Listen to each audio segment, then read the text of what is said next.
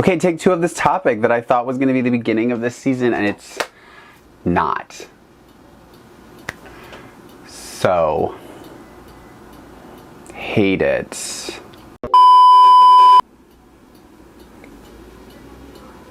Someone is playing Selena. I hope you can't hear that in any of the audio prior. Hello, my name is Josh Tyler. Welcome to my privileged opinion. Thank you so much for joining me. I hope you are doing amazing. I hope you're having a great week. Please like, share, subscribe, all the buttons, all the things, please touch them. This week, I want to talk about something that tends to get very confusing for people. And I was also one of those people at one time.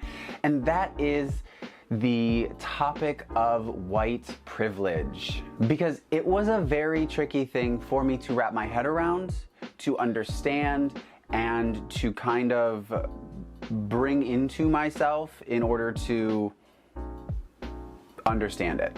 White privilege tends to be put in this framework that, yes, your life was hard, but it wasn't hard because of your skin color, which is a very accurate statement. But for me, as a white person trying to understand this back in the day, it now really feels like that message failed to drive home for me the main point, which was trying to be communicated, and keeping the people who we should be talking about at the center of the conversation.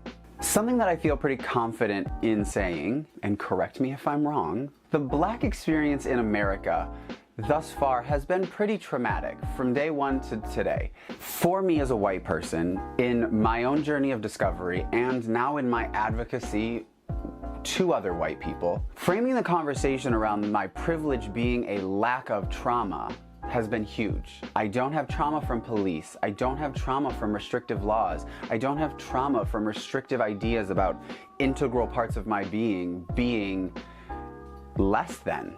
That last part about skin color can even be flipped back into privilege, because I have the privilege to grow and develop without ever having my skin color become a component of my development. Whiteness isn't a thing. There are no social constructs around the way in which whiteness should look. And that's a really big privilege, because that's something that I cannot even wrap my head around, understanding that my skin color is integral to my development. Like, I cannot understand that, ever.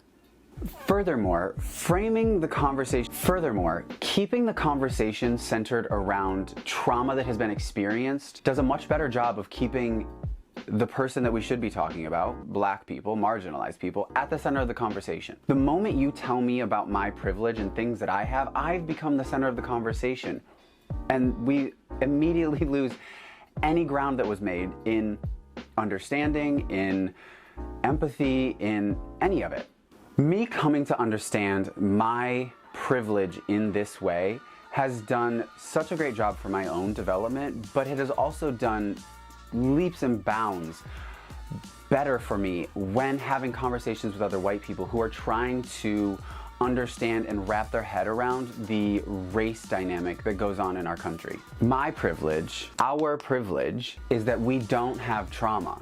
And our goal in being anti-racist is to merely be aware of other people's trauma.